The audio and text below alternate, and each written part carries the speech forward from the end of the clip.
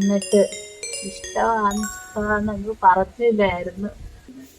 സങ്കടപ്പെടും മക്കളെ.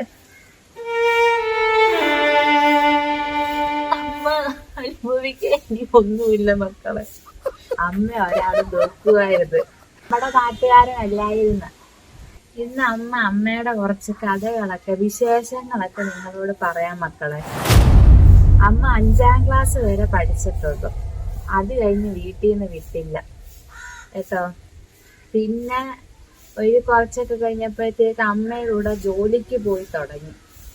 പിന്നെ ഒരു 10-14 വയസ്സൊക്കെ ആയപ്പോഴത്തേക്ക് കട്ട കമ്പനിയിൽ ജോലിക്ക് പോകുമായിരുന്നു. അങ്ങനെ കട്ട കമ്പനിയിൽ ജോലിക്ക് പോകുമ്പോഴാ അമ്മ ഒരാള് നോക്കുമായിരുന്നു. ആരാതൊന്നും അറിയത്തില്ലായിരുന്നു കേട്ടോ. നമ്മുടെ നാട്ടുകാരനല്ലായിരുന്നു, പുറത്തുനിന്നുള്ളയാ. കട്ട കമ്പനി നോക്കാൻ വേണ്ടിയിട്ട് വന്ന് നിൽക്കുന്ന ഒരാളായിരുന്നു. പേരൊന്നും അമ്മ ഇനി പറയുന്നില്ല. അപ്പൊ പുള്ളിക്കാരന് അമ്മ കണ്ടപ്പോ ഇഷ്ടപ്പെട്ട്. അമ്മ അന്ന് കാണാനൊക്കെ നല്ലയാണേ. ഇനി അറ്റം വരെ മുടിയും ദാവടിയൊക്കെ കൊടുത്ത് മുടിയൊക്കെ ഇങ്ങോട്ട് പിന്നിയിട്ടാ പണിക്ക് പോകുന്നത്. അപ്പത്തേക്ക് കണ്ട് പുള്ളിക്കാരനെ ഇഷ്ടപ്പെട്ട് എന്നോട് ഒന്ന് പറഞ്ഞു, ഉമ്മക്കെങ്ങാനും ധൈര്യമുണ്ടോ, പേടിയാരില്ലോ, പിന്നെ എന്നും വന്നിട്ട് ഇഷ്ടമാണെന്ന് പറഞ്ഞില്ലായിരുന്നു. എന്റെ പൊന്നു ഭഗവാനേ, ഭയങ്കര രസമായിരുന്നു. പിന്നെ കുറെ കഴിഞ്ഞപ്പോ അമ്മയ്ക്ക് ഇഷ്ടമൊക്കെ ആയി കേട്ടോ. അമ്മ പറഞ്ഞ് വീട്ടിൽ വന്ന് ആലോചിക്ക്, എന്റെ അച്ഛനും അമ്മയ്ക്കും ഇഷ്ടമാണെങ്കിൽ എനിക്ക് കെട്ടിച്ചു തരുമായിരിക്കുമെന്ന്. പക്ഷെ ഉണ്ടല്ലോ, ഈ കട്ട കമ്പനിയില് ഒരുത്തൻ ജോലിക്ക് വരുന്നുണ്ടായിരുന്നു.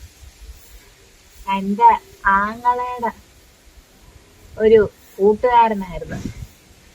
അവൻ ചെന്ന് വീട്ടിൽ പറഞ്ഞു കൊടുത്ത്, ഞാൻ ഇവിടെ ഒരുത്തനുമായിട്ട് പ്രേമിച്ച് നടക്കുവാണ്.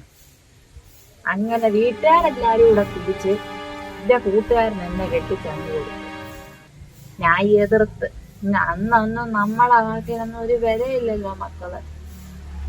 പിന്നെ എന്റെ ജീവിതം കട്ടയും പുകയായിരുന്നു മക്കളെ. അയാൾ ഒരു വെള്ളമടിക്കാരനായിരുന്നു.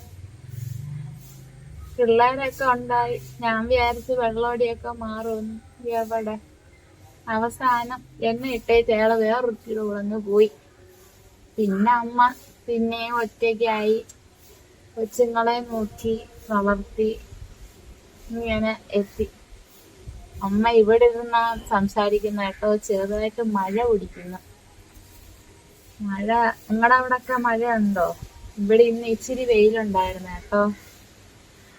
അങ്ങനെ അമ്മ പറഞ്ഞു വന്ന അമ്മയുടെ കഥയാ ഇങ്ങനെയൊക്കെ ആയി തീർന്നു. ഇപ്പൊ ആ പുള്ളിക്കാരൻ കല്യാണമൊക്കെ പിന്നെ കഴിഞ്ഞ് നല്ല സുഖമായിട്ട് ജീവിക്കുന്നു.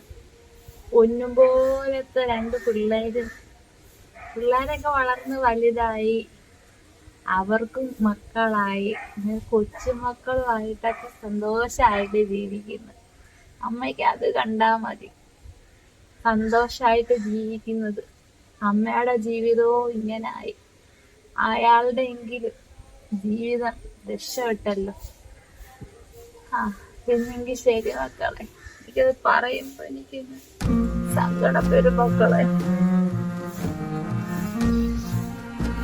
അമ്മ അനുഭവിക്കാൻ ഇനി ഒന്നുമില്ല മക്കളെ.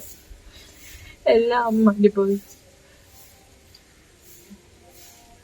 ശരി മക്കളെ, ഇനി അമ്മ പോവാ.